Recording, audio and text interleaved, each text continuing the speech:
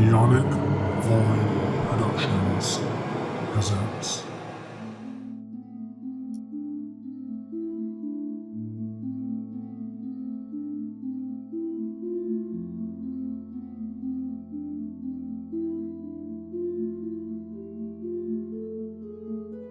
It's a blessing. Anyway, welcome back to Book Watchers. Yes, welcome. Welcome. Here, where the stories were made up and the movies don't matter because we're just going to be reading them anyway. Fair.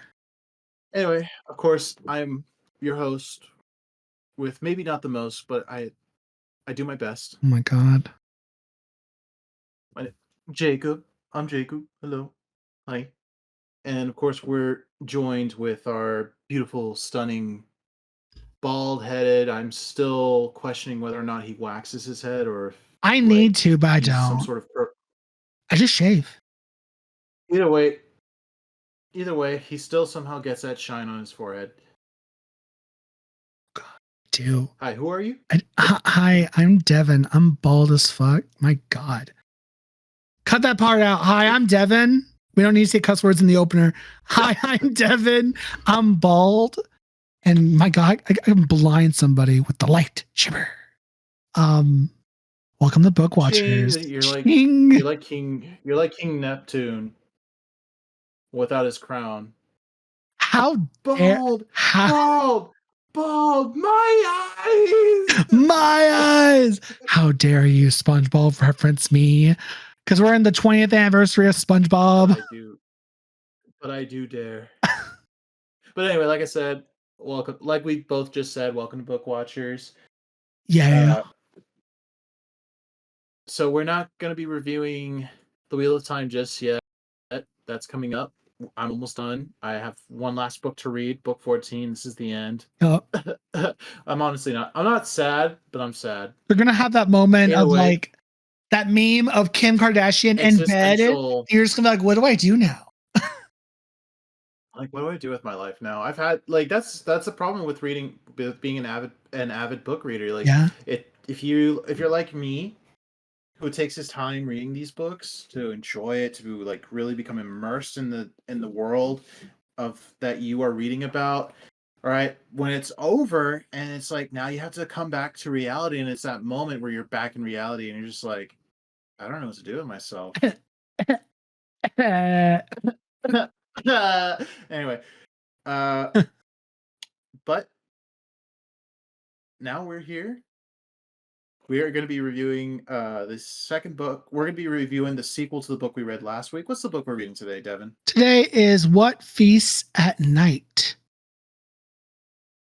Yeah, so we are continuing with the fungal body horror. Well, this one's not fungal body horror, unfortunately. Ooh. This one deals with a spirit. Ooh. Before we get into that, though, if you look at the description, yes, before. Go on. Sorry. No, I was just like, yes, before. So if you look in the description below, you'll see a link to the link tree that'll take you to all the other podcasts in the NeonicVoid Productions family of podcasts. You'll also see a link to our YouTube. Please go subscribe. Go listen to the other pods. If you want to see the video component of this podcast, please go do that on there. You can see our lovely faces on that on YouTube. And also, don't forget to click that Audible link. Oh, yes. We are also still sponsored by Audible. So please go click that link and get your free month of Audible with a free book. That will help us tremendously. But yes, go listen to the more you guys. Yes. Yeah, the more you guys click on those links, the closer we are to doing this full time. The closer to God we are. Every link you get, we get closer to God. Not really.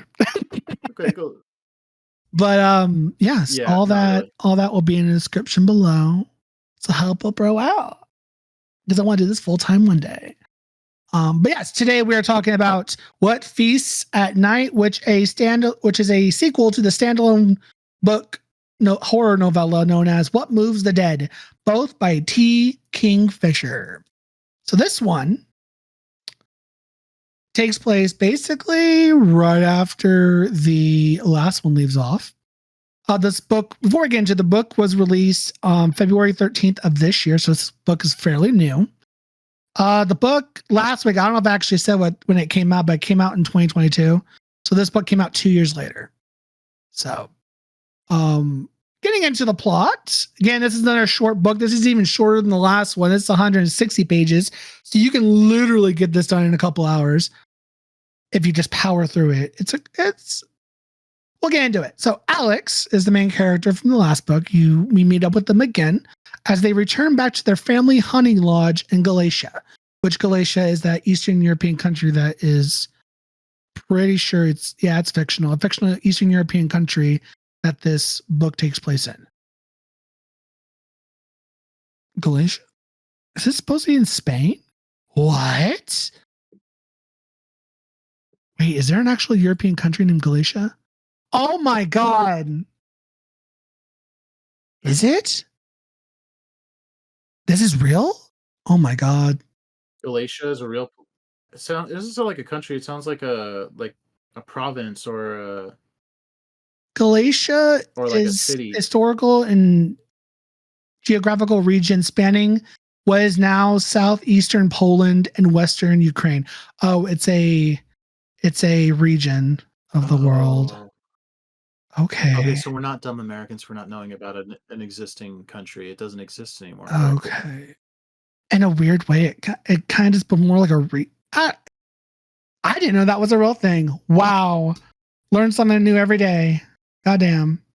So this takes place in a family hunting lodge in Galatia. And Alex is accompanied by their quote unquote Batman, Agnes, and of course the English woman, Miss Potter, who's British and loves fungus.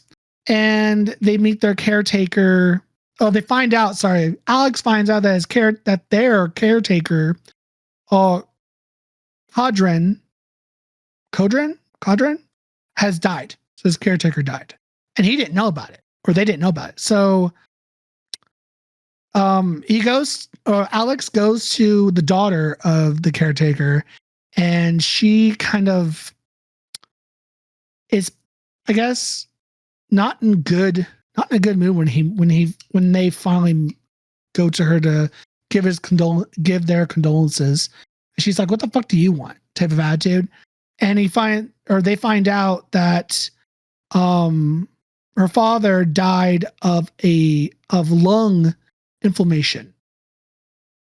Some villagers have been saying, though, that he was killed by a Mori. Mori? Mori, Moroi. Is that Mori? Morari? How do you spell it? Moroi. Moroi. That's the word. Moroi. So those of you who don't know, as far as folklore goes, a Moroi is a type of vampire or ghost, some say, in Romanian folklore. Mm-hmm. This is a phantom that draws energy from living things or living people. So that's basically the idea, is that they're sucking the life out of you. So people are saying that the caretaker was killed by a Moroi because of local legend and superstition. So, of course, it's a creature that steals the breath of its victims by sitting on their chests. And the Moroi may take the form of a moth or a beautiful woman. As the story goes on, Agnes then hires a widow of the town and her grandson to replace the caretaker, and they run the hunting lodge and take care of them, basically. And Alex starts dreaming about this Moroi suffocating them. The grandson of the widow that they hired takes ill with a lung condition. So everything's pointing to that there might be a this creature about, suffocating, giving people stealing the breath from you and shit. The widow believes that the Moroi has of course attacked him, and the Moroi is a spirit of a dead woman. Apparently, it's a spirit of a dead woman buried in the lodge's spring house. So there's a dead woman, apparently buried underneath the house on the property. So, which is a spring house. So there's a spring, the house attached to it, spring house, and the spring has recently dried up. And Alex then starts investigating moving the stones, which causes the water to flow again. Ultimately, they do this unfortunately, they did this at night, accidentally trapping the Moroi outside, preventing her from entering her body. And then that night, the spirit attacks, or the Moroi attacks the main character. From there, the main character becomes trapped in his dream, and they speak with Boris, which is the widow's grandson that's having that's slowly dying of a lung condition. He speaks with Boris, who is also trapped, and they see. God, I don't know what the hell, how you even say that. What is that?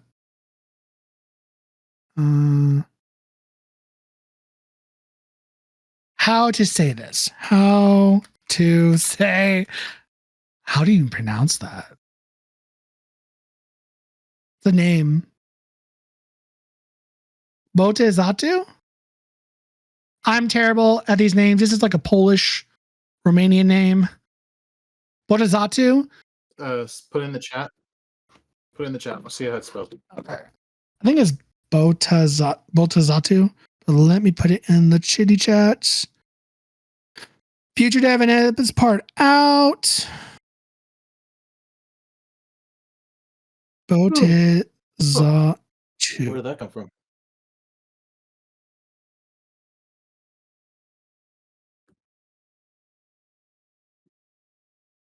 Yeah, I don't know how to pronounce it. Botezatu. That's Botezatu, basically the name of the widow. So Botezatu, who offers herself and Alex to the Moroi in exchange for her grandson. And then the Moroi attacks the widow. But Alex tackles the spirit. The dream world changes to Alex's time during the war. So they start reliving their wartime, basically. Kind of takes control of the dream. And they use their service, basically their, what do they call it? Revolver, to kill the Moroi in the dream world. And then they waken up 4 days later. You see Agnes and Miss Potter are treating them for a pneumonia. Alex was found half submerged in the spring house in the spring, and they dug up the Moroi's corpse from inside the spring house, and they buried her in the local churchyard. So Alex, Agnes, and Miss Potter return to their normal lives, and Boris basically remains behind as the new caretaker, and he gets a full recovery from it.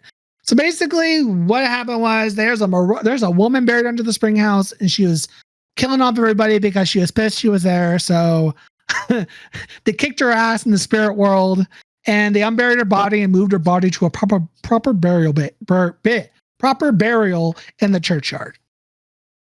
And then everyone's happy. And then Boris is like, "Hey, can I be the caretaker of this house?" And Alex is like, "Yeah. Sure. Be my guest. He needs a new one." So he takes over as the caretaker of this hunting lodge, and Alex and Miss Potter go about their normal lives. And that's it. This one I liked, but I liked the first one a little more. I like the idea. So the first one was definitely more. Yeah. More body horror. And this one was more so first one was definitely more like science fiction type, and this one was more like supernatural horror. Yes. Because of the Moroi. We're dealing with actual supernatural. Yeah. Yeah, because we're dealing with like supernatural entities rather than a fungus. Yes.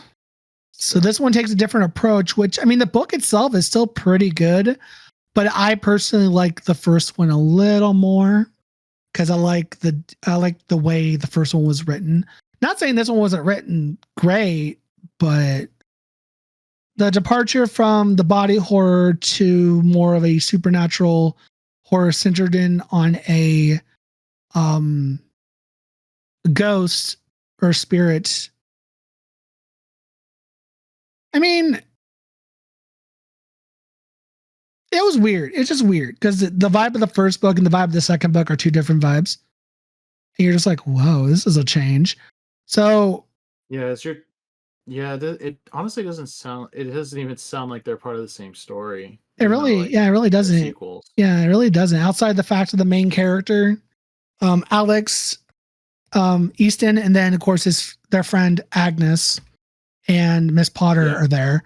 But Miss Potter doesn't really come in until the very end because she ends up visiting the lodge because she still wants to do more research in Eastern Europe. So Alex is like, yeah, you can come stay with me and at this hunting lodge. And she comes in towards the end, and that's where the stuff starts getting good.